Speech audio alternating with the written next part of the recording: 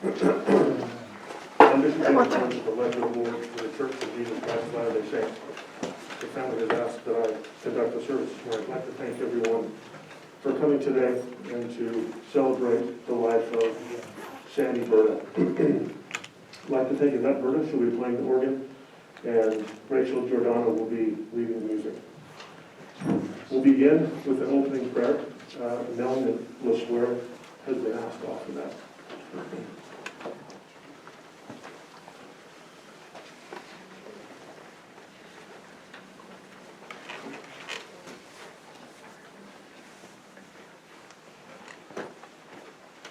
Our Father in heaven, we are grateful that we can be gathered today to celebrate the life of Sandy Berta. We are grateful for her influence in our life, for her example of Christ-like service and love for all those around her.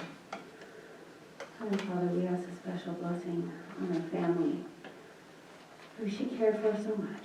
Please bless and uplift them. We are so grateful for the atoning sacrifice of thy Son, for the knowledge of the resurrection, for the hope we have of being with her and singing with her and rejoicing with her again in the heavens. We pray for thy Spirit that it might give us peace to our souls, that even during this time of mourning and sadness, we can feel joy and hope in the future. We pray for these things in the name of thy Son, Jesus Christ. Amen.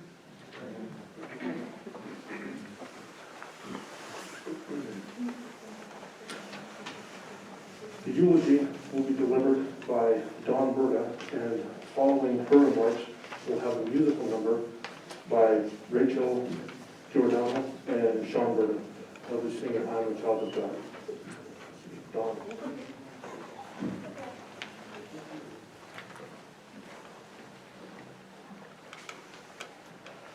Good morning. Good morning. Sandra Evelyn Berta Nusisco of Wharton passed away on Friday, October 22nd, 2021, after a short illness. Born in Newark, New Jersey on September 14th, 1943, she was a young 78 years old. Sandy lived in numerous places as a child, but spent her teenage years in Lake Hiawatha, New Jersey, and attended Parsippany High School. She worked several jobs, including Rutgers and Union Carbide. She chose to make Wharton her home and her beloved pink house, where she raised her family as a loving wife, mother, and grandmother. Sandy's entire life was dedicated to volunteering. She was an active member of the Church of Jesus Christ of Latter-day Saints. She was a driver for Fish, and she worked at the Morristown, New Jersey Family History Center. She enjoyed working on her genealogy and family history. Family was very important to Sandy, and every summer she organized a family reunion barbecue. Her crafting skills, which were many, helped her raise money for various charities with her works of art. Sandy was a wonderful storyteller, especially about the times of her youth. She was an avid gardener and loved flowers.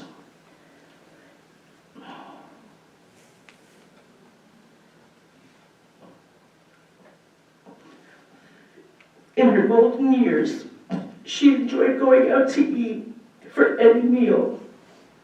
She loved her soup, her Dr. Pepper, her cherry-dipped DQ cones, and her whipped cream cakes. Shopping was her passion, always buying gifts for others. Sandy loved animals and had a menagerie of pets, including a rat, a monkey, a parrot, a rabbit, and several dogs. She was famous for her Bignoli cookies, and she will always be remembered for her Christmas brunches, where anyone and everyone was invited. But mostly, she will be remembered for her compassion and her smile. Preceded by her parents, Howard and Evelyn Cisco, Nee, her sister Renee Baldwin, and her nephew Joseph Baldwin. Survived by her husband of 48 years, Ronald Red Berta, whom she met when he came to fix her broken house phone for Bell Telephone. Her children, Michael and his wife Yvette, Lisa Cheney and her husband Craig, Philip and his wife Dawn, and Jody Parker and her husband Jerry.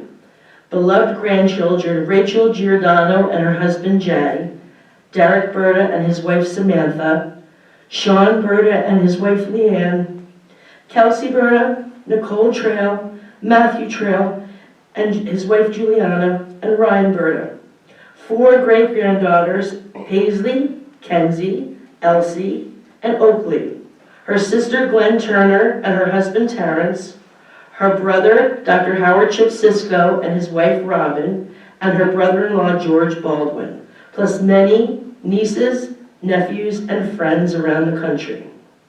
And Sandy, I just want you to know, everyone here loves you.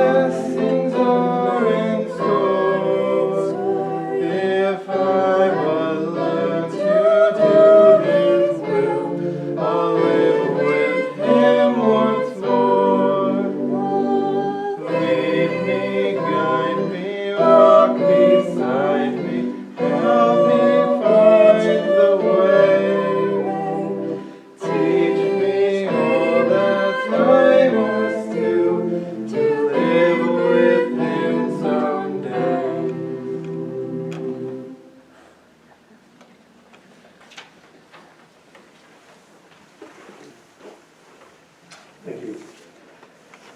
We'll now turn some time over to Michael Berta for some remarks, following him, Chip Cisco, and then after Chip's remarks, Philip Berta. We'll go to that point.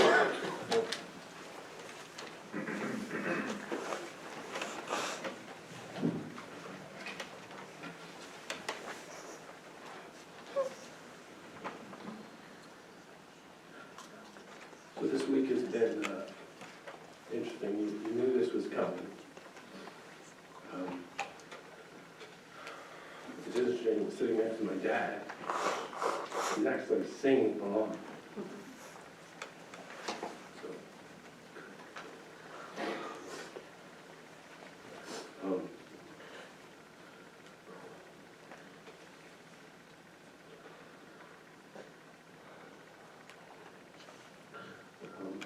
The song "I Am a Child of God" sung at my grandmother's funeral, so my mom picked it out.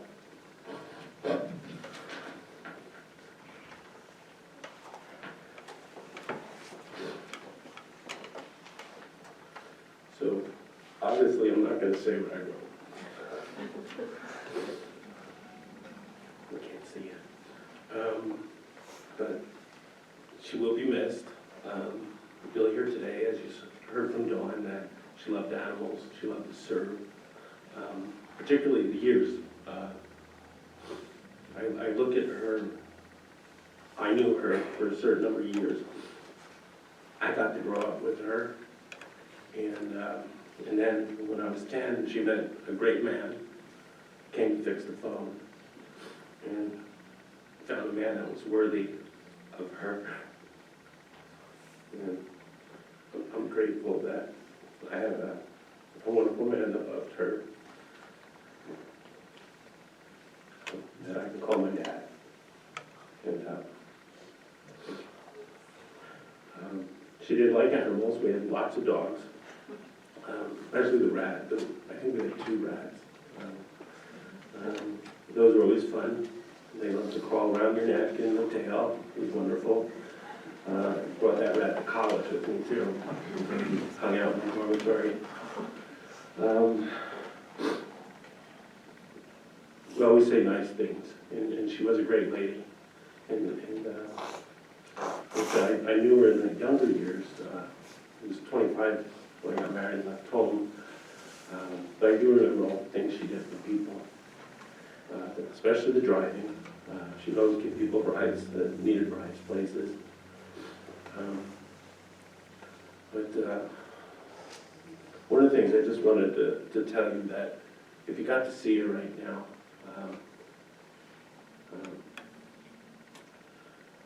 she's dressed in white. She has really soft slippers. If you knew her, she had very bad ulcers on her feet.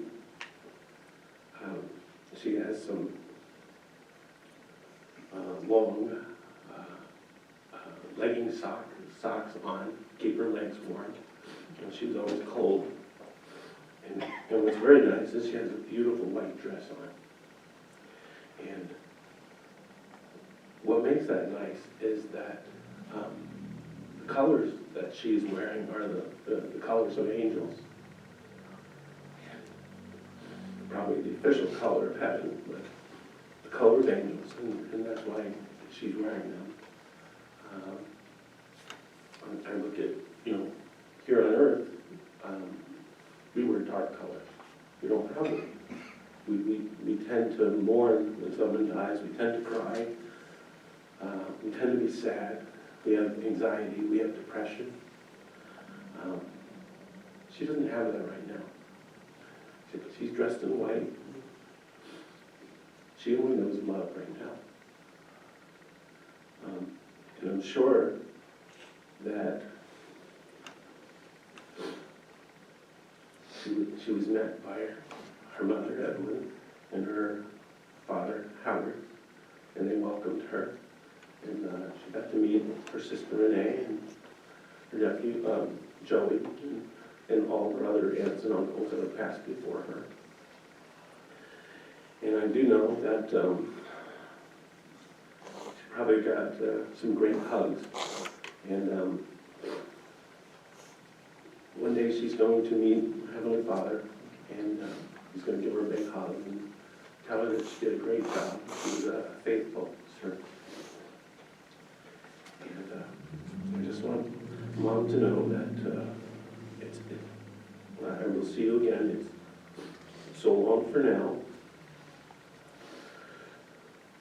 We will meet again. And I love you, Mother, and I will miss you.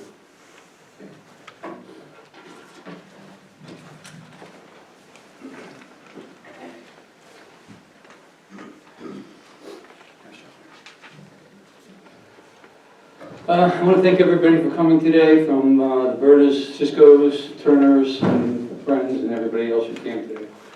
Thank you very much. I'm one of 2 people here that knew her the longest out of this group. My sister, Gwen, where is she? Back there.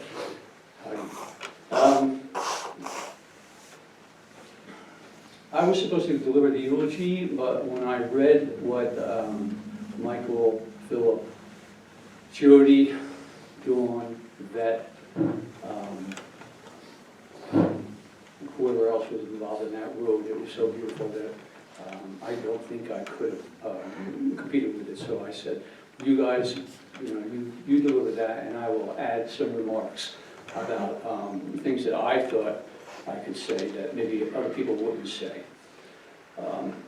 I don't think Sandy would have been concerned with structure. If we deviate from the structure of formalized funerals and so forth, she would have been okay with it. So if you have something to say, even when I'm talking, and perhaps I don't say something exactly accurate, I get somebody's name wrong, or a color wrong, or whatever it might be, feel free to go ahead and interrupt me and correct me. That's fine. I appreciate it, people. All right, so let's start out to where I am thinking. We all, as far as my earlier memory goes, we grew up in a house in Lake Hiawatha, which was 800 square, a log cabin that was painted baby blue. Had no heat, it had a space heater. And we had 6 of us living in that small house until we moved to the big house. The big house was on Bell Road in Parsippany. Now, it's interesting that we called it the big house because I think that was a predecessor for what Sandy was eventually going to call the places that she lived. The last place she lived was called the Joint. So she seemed to have this analogy of places you do time in. And I wonder if there was a word for the Princeton Ave house, whether it was the Rock or P-Cell or Cell P or something like that, that had something to do with prison. Because she was always talking about being in prison at the sunrise, sunset, what was it called? Sunrise. Sunrise. Never got that right. Excuse me.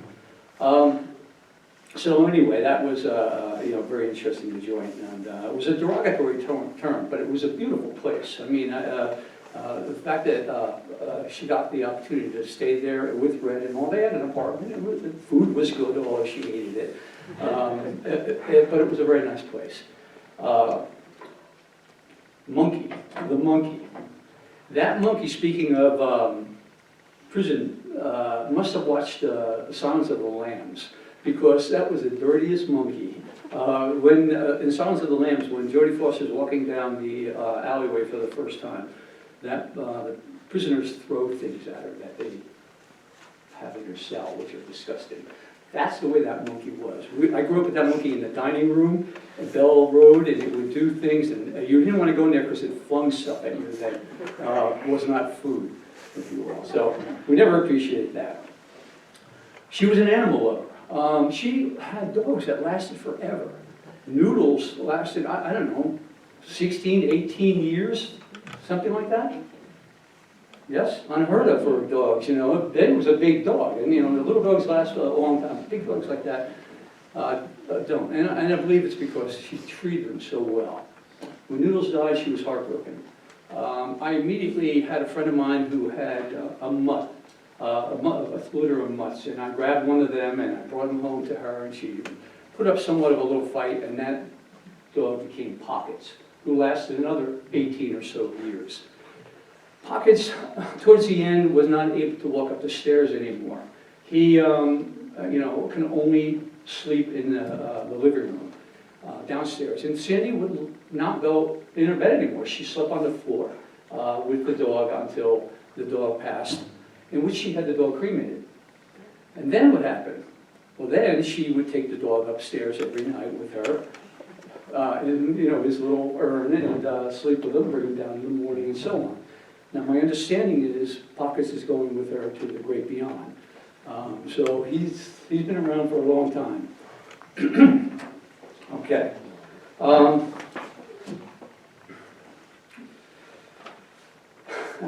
She was a fighter, and that is a common theme that I think you'll hear through people talking about her here. I actually didn't think this was it. Philip didn't either. I believe we both thought she would pull it out because she had pulled it out so many times before. She just recovered. She was in Marsview for a couple of years. Marsview's nursing home over in Hanover. And she was in somewhat of a coma, I would call it. She was delirious, and she was seeing my dead mother walking through the hallway and things like that. And All of a sudden, we're in Thailand, Glenn and I are in Thailand on vacation with our spouses, and she calls up on the phone in the middle of the night in Thailand time and starts talking like nothing ever changed. She was just totally normal. That's how she was to me last week, or the week before last. And when I finally got a chance to see her at Marshtown Memorial,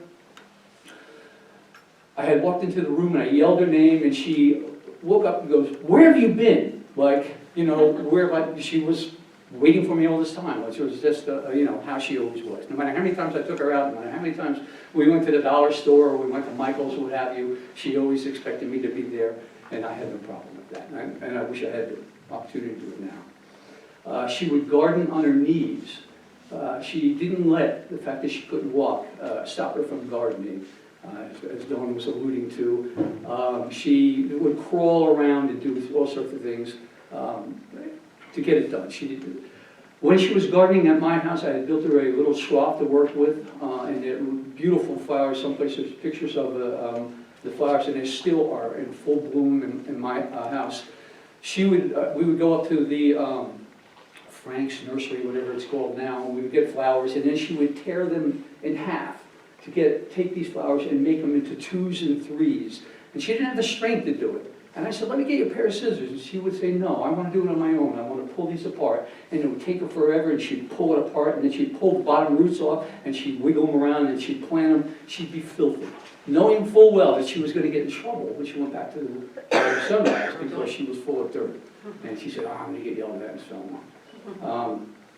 But she didn't care, and I didn't care. Red didn't care.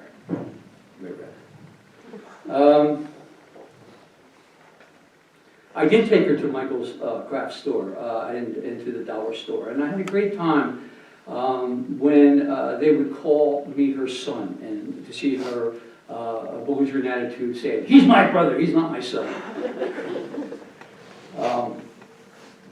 She's been in braces since she's been 13. Now, she's in braces, was in braces, most recently, but not the kind of braces that I remember from the 50s and 60s. Those were these big metal, leather, heavy 10-pound things that she had to wear every day from the time she was 13 till whenever they started becoming more modern in these, maybe fiberglass or plastics and things like that.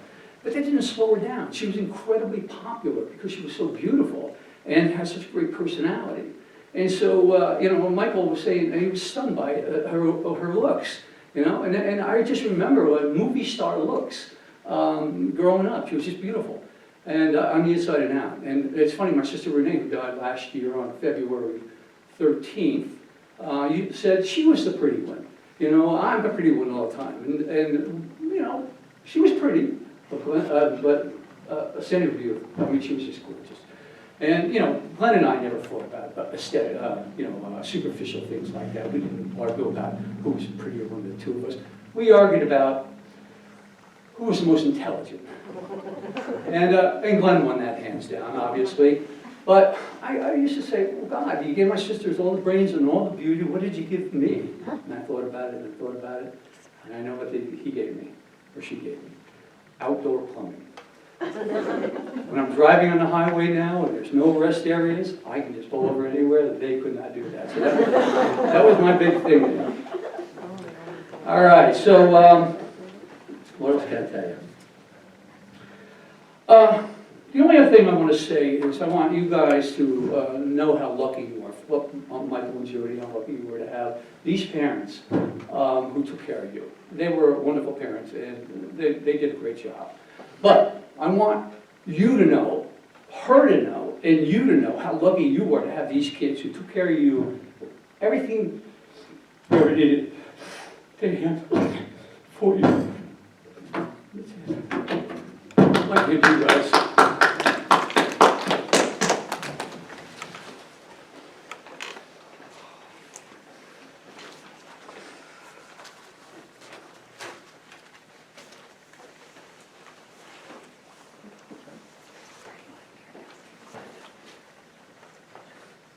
So, see if I can follow all this up here. At first I thought I was going to be the funny one here, but I'm having a hard time with that. And my mother, I'm notorious for my poor sense of humor is, Michael that can probably attest. But I came up with a whole bunch of bullet points of things that I thought were important and things that I remembered. My mother wasn't just my mother. She was really my best friend. So Dawn and I were doing some math, and I had the same job until recently, and I changed jobs, but I was still doing the same type of thing. But I drove back and forth to Parsippany, New Jersey every day for about 21 years. I would talk to my mother the minute I left my house in the morning to the minute I got to the office. So it could be 20 minutes if I left early. If I left at like 6:30 in the morning, I could be there in 15 minutes, no problem. If the truck blows up on Route 80 and destroys that bridge like it did for about a year, it took me about an hour, hour and a half to get that distance. So I would talk to my mother the minute I was on the phone, all the way down. She knew exactly where I was when the phone cut out. The signal got weak and was jumping to a different cell tower. She knew because she was talking to nobody. And I would call her and scare the daylights out of her because the phone's still next to her ear and she's still talking, thinking that she's on the phone with me. So we calculated out the number of phone calls, which could be 2 to 5 times a day. So we came up with approximately 35,000 phone calls. So definitely a lot of time I spent talking to my mother just on the phone. So that's the hardest thing for me. Even yesterday I went with Dawn. We had to pick up some more frames at the dollar store, and Dawn's bought every frame for every dollar store in northern New Jersey. So we have, I'm sitting out in the parking lot, she's inside, and I go to pick up my phone to call my mother. And that's when it kind of hits me that that's really going to be hard for me, probably forever. But on those conversations, I'll go further back than Shep, because I knew her before that. Because I lived her life because she kept telling me about her life. So she was notorious with her stories. And there was something I wanted to do with her, but I regret that, but I just could not get her to do it. I realized it too late in life what something was, and I wanted to take her there in the spring. But when she was younger, before she lived in Lake Hiawatha, she lived in Short Hills. They lived on the Blanchard Estates, which is like, I believe he made boats or something, some kind of rich guy. Had tons of money, this massive house that was very ornate. So he lived on the grounds. My grandmother, Nana, cleaned the inside of the house. Chip worked the ground, not Chip, Howard worked the grounds, so my grandfather worked the grounds. There's fountains on the property that he built. And the property is now the Greenwood Estates. So it's a public, nonprofit organization that the Blanchard family had donated. And there's flower gardens and all kinds of things there. And I wanted to bring her in the spring. And in addition to that is the location that my mother started being a rebel. Somehow or another, she decided to pull a Phil, and she was riding her bicycle on the garage roof, and the roof collapsed, and she fell through and slammed her head. So she had some of my intelligence there, something I would do. And she also had her sister, Renee. Renee and her were always talking on the phone. Even at the end, that was, if it wasn't me she was talking to, it was Renee. She was always on the phone, or calling Glenn in the middle of the night, because she just could not get that time thing right. But, there was horses there, and there was one horse in particular that they really, really liked. Renee used to feed it peanut butter and jelly sandwiches, and they would talk for hours about that horse on the phone. Even recently, that was really the discussions that she had with Renee all the time was really about that horse. My mother would send me on missions to go find statues that looked like that to bring over to Renee, or books on horses to bring to Renee, and she bought a horse ride for Renee, a couple of years ago. That nobody got to use, just wasn't really a practical gift, but my mother thought it would be a good idea, because that was her always thinking of everyone else and what she could do. She also did all kinds of exciting Phil things, like running behind the DDT trucks that they were spraying the chemicals all over with a blanket on her head, running behind the truck. So those are some of the things that she would do when she was a child, when they were looking for something to do. In high school, she did have some difficulty because she did have some handicaps and disabilities that, we look at now and we don't really see the same type of thing that they saw then. They saw it as she was even though she could do things and walk and talk and everything else, she was a cripple, an invalid, she couldn't do anything. The Parsippany School, I guess, gave her a hard time about going to high school. And she has a friend called June Cook, who is really one of her best friends in school. And her father went and fought with the school, and they let her go into the school. So she always talked about how great that man was and what he did for her, and how important June is to her. Other things I remember about my mother is she was always driving somewhere. After, around the time, I don't remember what came first, the chicken, the egg, my father being married or becoming LDS, but she was really big into the church. And if you don't know anything about the church, they are really big into food storage. So everybody has a whole bunch of food that they stored in their basement for years, and my mother got into this all-heartedly.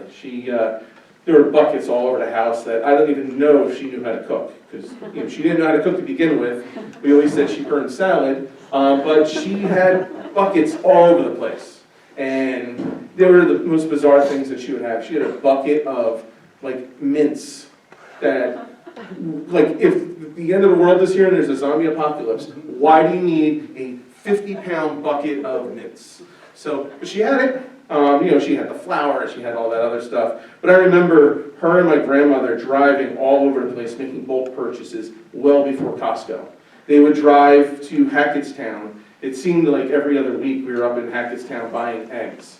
And you weren't buying eggs, you were buying a case of eggs at the place where they auction off all the cows and the chickens and everything. So she was coming home with 3 giant cases of eggs. We would go down to the Taylor ham factory, and she would buy Taylor ham the size of your arm.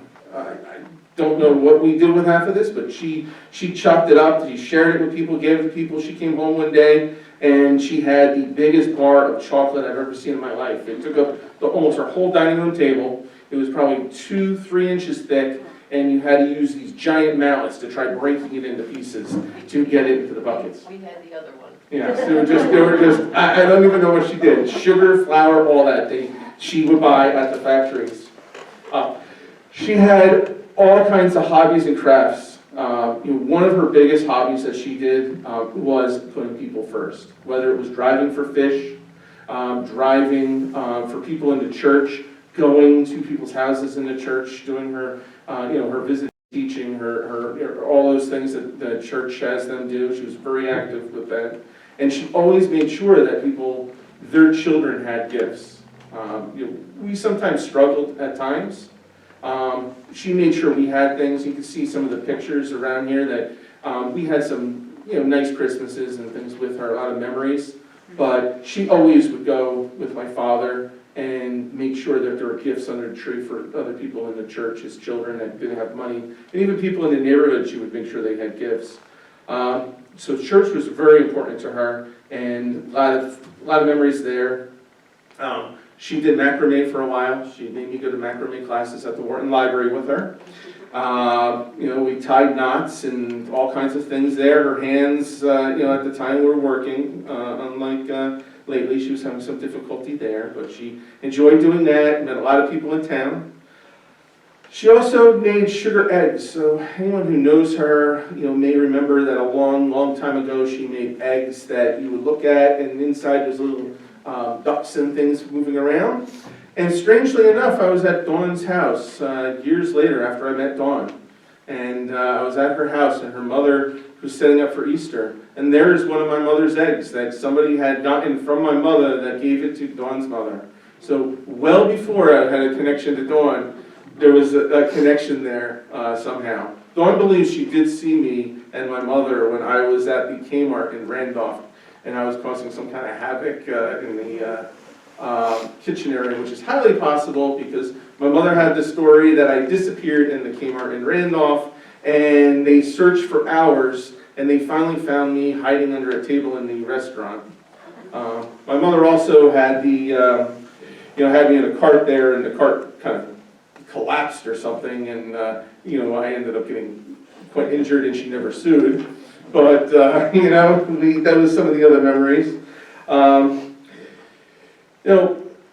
The other things were her bottles at the end. She used to drive me crazy. I look back now, and it was a good kind of crazy. At the time, I was like, I can't believe she's still talking about these bottles and how she's going to make $1 million selling these, and how she had me driving all over to find music things to put in there, and how could I cut the bottle. And I know she had chipped multiple times on the phone trying to figure out how she could reinvent. She was basically wanting a computer chip to go inside. I'm like, wow, we need a computer chip to do this. We can do it, but it's going to be like $50 to do it. You're going to sell it for $5. And she's like, there's got to be a better way. I'm like, there is no better way. They make computer chips, but no. She had us buying music boxes and putting them in wood and all kinds of things, and I am not handy at all, which Dawn would tell you. But she, appreciated every single thing that I attempted to make, and even though it didn't look very good, but she did enjoy her bottles. She also was really big into genealogy, and that's something that she kind of passed on to me. A lot of that's just from our conversations, talking about the family. Growing up, I remember going with her and Nana to cemeteries all over the place, looking up the Cisco family, looking up every single thing there was to know about the family and who was in the Revolutionary War and all this other stuff. And we had a lot of good times doing that. I was very young. I thought it was more, we're going out, we're going to get something to eat, and it was a good time. But, looking back, I see that it was something that she was really interested in. She worked at the genealogy lab, in Morristown. I remember going to the cemetery in Newark with her, and she loved telling this story, how the police came up when she was sitting there. We were actually eating lunch in the middle of this cemetery in the middle of Newark, which was really not the best place to be. The police came over and asked if she was okay, and he said that she really didn't want to be there, just with myself and Jody, and I think Nana was with us, and it's not really a safe place for 2 women and 2 children. And he sat in the parking lot, a few spaces away from us until they finished lunch, and made sure we got out of the cemetery because of the activities that were going on there that he was concerned about. Just hours I would talk to her about that. She always was a great mom. She was always there after school for us. I don't remember any day that I had to let myself in to the house. She was always there. When I was growing up, I had pains in my legs from growing pains, and I was, she would rub my legs for hours to comfort me. She had the patience of a saint. If she was Catholic, she probably would be canonized, or whatever they do. But she is dressed appropriately as an angel. She was able to tolerate my sometimes poor sense of humor, my practical jokes, which I would be so rich right now if TikTok existed when I was younger. I would scare the daylights out of her every chance I got. I would sneak up behind her, scare her, put fake spiders in boxes and leave it on the porch for her to open, and then jump at it, and she almost falls over. Snaps on the toilet seat, so when she sat down, the toilet would just explode and she'd be screaming. Those are memories that I'm gonna remember. And she never was mad when I did it. She always laughed.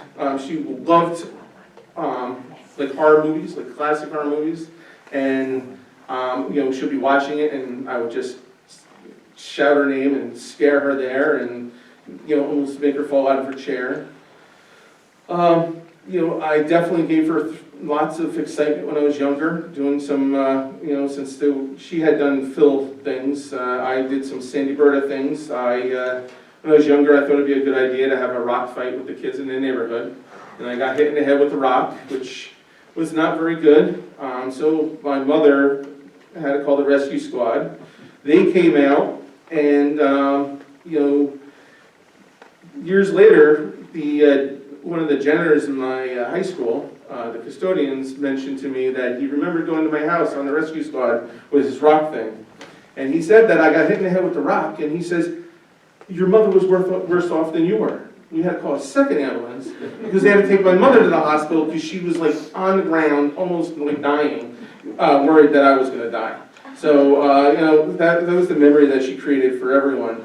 I also did things like, we lived next to a river, so I, decided I'd be walking on the ice on the river one day, and of course I fell through and couldn't really get from the river up the bank to the house, and my mother could not get to me. So she did the next best thing, which was flag down the Mormon missionaries as they're coming down the street, and had them go get me and carry me up the bank, bring me back to the house. So that was her answer there, how she took care of things. And even in church, she had her hands full there. I would be sitting next to her in the pews, and then 5 seconds later she'd turn and I'm gone, and that's because I'm crawling underneath all the pews up to the front of the church, and she's trying to get me without making this huge scene, the things I say sometimes get me in trouble in school, in church, and I've said things for whatever reason. I will blame it on ADHD, so that's a handicap, so she can't blame me for that. But she always loved me, and she made sure that we knew that. In addition to myself, she always treated us very equal. I believe I'm her favorite because I'm everyone's favorite. But she loved all her children the same. We all had a special way of being to her, and even at the end, it's Michael, Jody, and I, and Lisa. She also counted as part of the family. She was, Lisa was my father, from my father's first marriage, but she considered Lisa just the same as us for her daughter. Didn't look at her any different. And it's one of the things with my mother. She loved everyone, treated everyone the same. Her grandchildren, she was, in addition to being a great mother, she was a great grandmother to everyone. Even recently, for Rachel's twins, she would buy gifts. Some of the gifts you'll probably find when we clean out the apartment, because she was buying things that nobody even knew she was buying. There's stuff in my sheds that we didn't know existed. She was over at the Walmart. She convinced me to take her to Walmart about 3-4 months ago, and I think she probably was slightly confused at the time, but she was telling me she wanted to dress up bottles, and she needed baby clothes. Then we got there, and she's buying things for Rachel's new babies. And I'm like, how do you know they're going to fit? They're going to fit. I go, how do you know?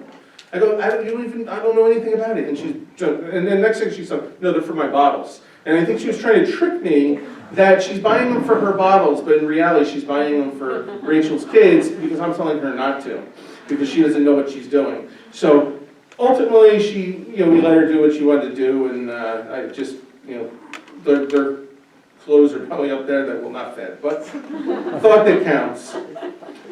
She always was buying gifts, as I said, even for the neighborhood people, people who didn't have money. She would leave them gift cards for ShopRite. She had a pool for years, and most of that was just because she just loved when the grandkids came over just to swim in the pool. My son Ryan, who has some special needs that way, a little difficult for me. I definitely got what my mother promised me, that I would get one just like me, if not 10 times worse. So he is quite the handful and challenge. She loved him very much. She would pick him up, we would let her pick him up after school. We wanted her to, my father had been retired, and we figured it'd be good for her. She got him after school, off the bus. She could take him to McDonald's, and then bring him back to her house. So she would do that for a couple of years. They would go and they would sit in the parking lot. These are things that Ryan was telling me he remembers about those days that were special to him, and we were picking him up off the bus, going to the McDonald's, getting food, going and sitting and watching the trains drive by for hours, and then going back to the Pink House. But she always asked about Ryan. Even when she was in her most confused state, she remembered Ryan, and she knew that I was under a lot of stress, and as well as Dawn, with Ryan, his future, what we were going to do, and she always was the comfort for me there. But she definitely is going to be missed. Hopefully, she's waiting for me, and she's probably got some kind of practical joke to play on me when I get there to see her. So paybacks, I hear, are in store for me. But I definitely will miss her, and something the world definitely lost one of the greatest human beings that I know. But thank you.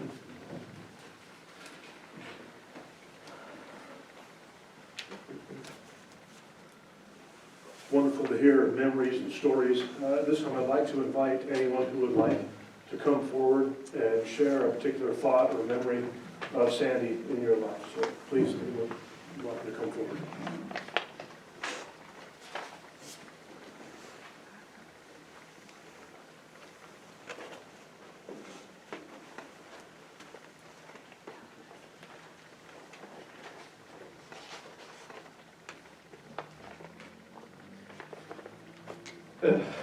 It's weird calling her Sandy. She's always been grandma to me. Even when I was very, very young and probably one of the most ill-behaved children that ever roamed the earth. She was always there to comfort me, and I remember her walking me to school, being little, her picking me up, me spending hours and days just being in that pink house. I remember that pink house very well. I remember the ancient computer that just lived upstairs, and all I had was Sorry on it, and I would just play it. And I loved going to Grandma's and playing with all the extra toys that she had laying around, and playing out in that turtle sandbox in the back, not knowing what the big rock was right next to it, until later on I found out it was what was it, noodles? Yes, it was noodles, and that shocked me, and I was like, wait, what? And it was, she was just such a great example to me, just of how to be a good person and how to love others, because that's what she did. She was always so kind-hearted and was just there. And I tried to pay it back when I got into high school. I would go over every week, mow the grass, do the gardening, trim hedges, just do everything I could because they'd done so much for me. And I knew that they couldn't do it, and I knew how much they loved keeping their yard up, and I didn't want them to worry. And it's just so hard to see such a great influence in my life just disappear, and she's going to be missed, but I know she's in a better place. She's finally able to walk again, finally able to run and do all the things that she couldn't do these past couple of years, and I just can't wait to see her again. Thank you.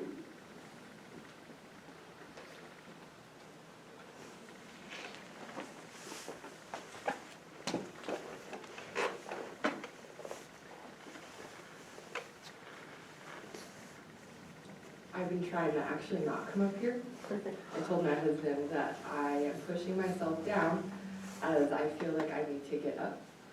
So I will just get up here real quick. I know Grandma has told me quite often that I remind her of her, and now hearing some of these stories, I'm not sure if that was a great thing, but she is, I will miss her.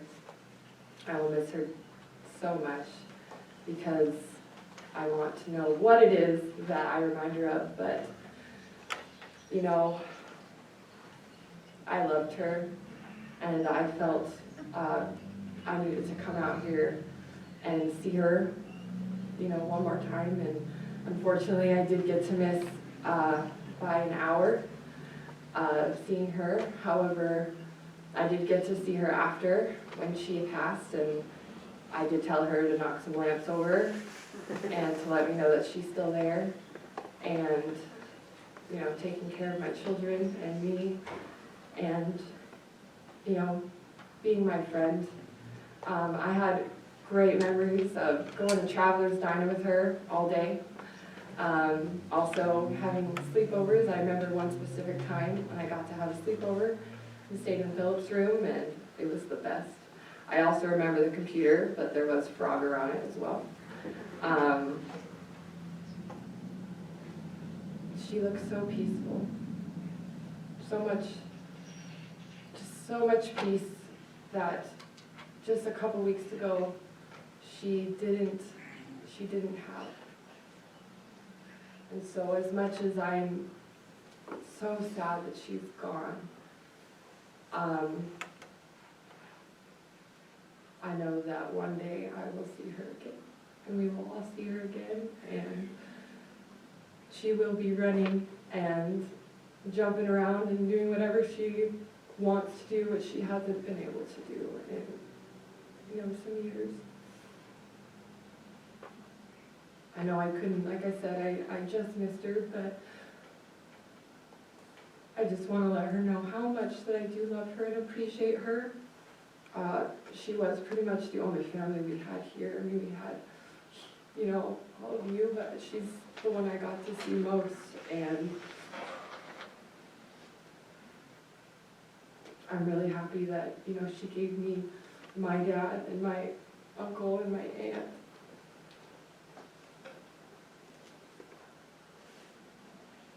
But I just wanted to tell her how much I love her and how much I want her to be there with me and how she's with me often. And I look for her everywhere I am now. I just look for her, and I'm hoping that she's sitting right next to me and yelling at me, basically, you know, for anything I do. But, you know, some things, like being upset, you know, I know that she'd tell me to stop. And she'd say, I'm right there with you, and I'm trying to just remember the happy memories that I have of her. But I just wanted to tell her how much I love her and how I will see you again. And I'm excited to be able to be right next to you and with our family. And I cherish all of the memories that I've had with her. Luckily, I got to be there when I was younger, so I got to remember some of the younger memories where she was walking, and she, you know, walking better, and just, you know, helping me out, doing crafts with her.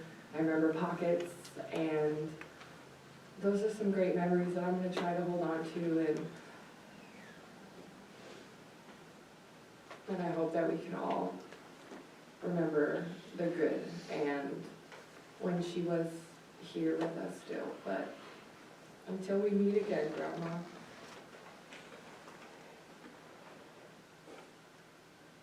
you'll always be with me, and I know you'll always, and I know I will always be with you. Definitely, that's it.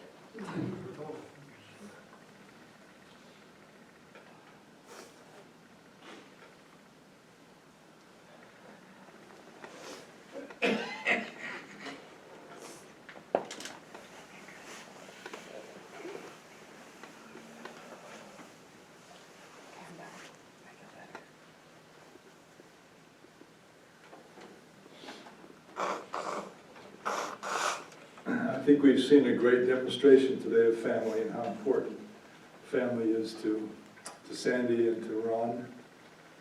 I've known this couple for many, many years. I moved to New Jersey 50 years ago. And some of the great friendships that I've enjoyed is talking with Sandy at the Family History Center in Morristown about her family and the research that she was doing on behalf of not only the immediate family, but her ancestors, and how much they meant to her, and the great blessing it was. Ron and I used to sit around campfires at scout camp and talk about his family and about how important it was. And now, as we celebrate a life of a wonderful and compassionate and loving mother and grandmother and wife, it just brings to home the great importance that family is to each of us and how important we are to each other.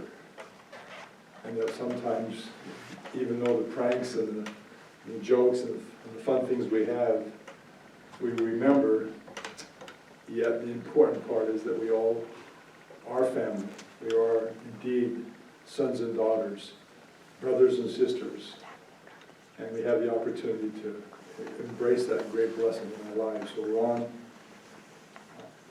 just as a friend and as a member of the church, I'm just grateful for your example, and for you and Sandy as you've raised your family and as you've been a great example to all of us. Thank you for the blessings and for the opportunity to hear the stories of your family. It's been a blessing to all of us. Thank you.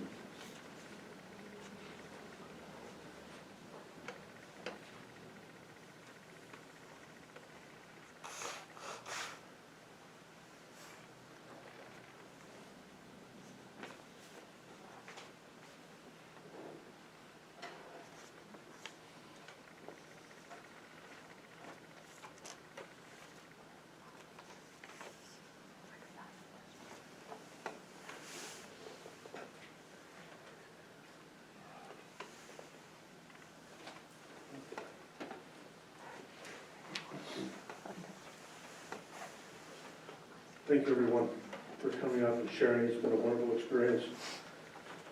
My wife and I, we moved to New Jersey about 7 years ago, and we became acquainted with the Berta family. We met Sandy and Red, and we would go to dinner with Mike and Yvette, and we'd drive different places. We'd say, hey, this is where I grew up. This is where I lived with my mom and dad. And it was wonderful to share some of those experiences and get to know them. I'll share a few thoughts. And then following my remarks, we'll sing a closing hymn, God Be With You Till We Meet Again. And following the closing hymn, Sean and Berta will offer a benediction. As I've sat here listening and certainly recognize and understand the importance of family, it brought to mind an experience I had with my youngest brother. And we grew up in the church, and when he was junior high, we were, taught the same things, and he started to make some choices that led him down a different path. And he was able to choose necessarily the consequence of those decisions, and led to some addictions and some different things that provided some specifically difficult challenges and trials in his life. And just a few years ago, he reached out to me and said, I'm not happy. What can I do? How do I find happiness? And we talked almost daily for probably a year and a half as he reached out to me, to other family members and friends, and he recognized the things that he needed to change in his life to stay close to his family, to sort of reconnect with my siblings, my parents, with all of us. And the culmination of that was about, I think it was 2018, we were able to go to the temple, and as I was sitting there, surrounded by family and friends, I had this strong feeling that this is what it's going to be like. When we pass from this life, we're going to be surrounded by family and friends waiting to meet us. And much like as Sandy has passed, she was greeted warmly with open arms by friends and family who have passed before her, anxiously awaiting her arrival, that they could meet again, share a hug, share an experience, share a joke, experiences with, it sounds like she's a practical joker quite a bit, and remember those times that were shared. Our Heavenly Father has a plan, and that plan includes us returning to Him, to be together with Him as family.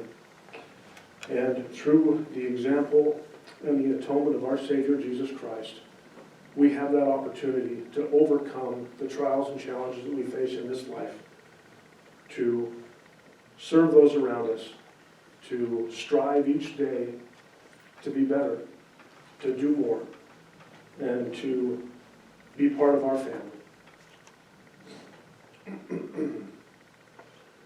Our Father in heaven loves us deeply and wants only for each one of us to return to Him. As we pass through trials and challenges in this life, we also experience joys and happiness. And He experiences those with us and watches us. And I'm grateful for the opportunity that I had to know Sandy and share a small piece of her life through our association in the church. And I'm grateful for the plan of salvation, the opportunity we have to overcome those trials and challenges we have in our lives and return to our Father in heaven. And I share this in the name of Jesus Christ. Amen.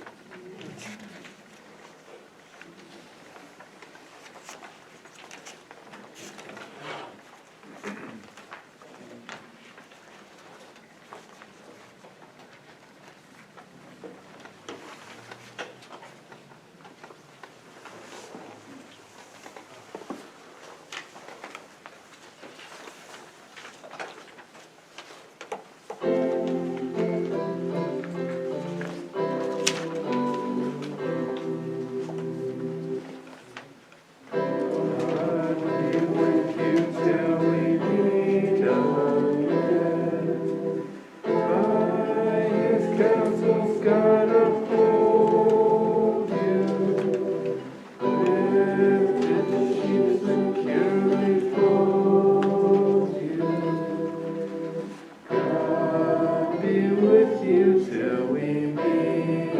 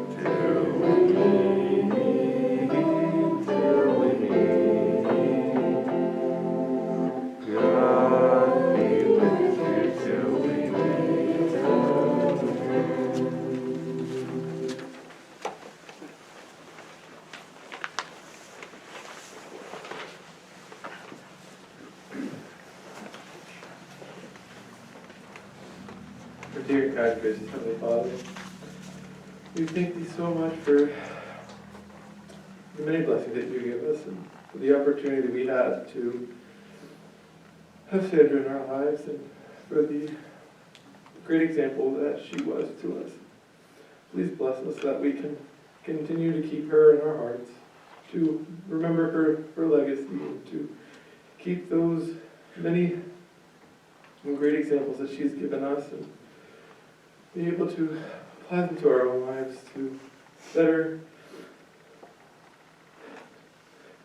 follow Thee, and to be more like her, to really help us strive.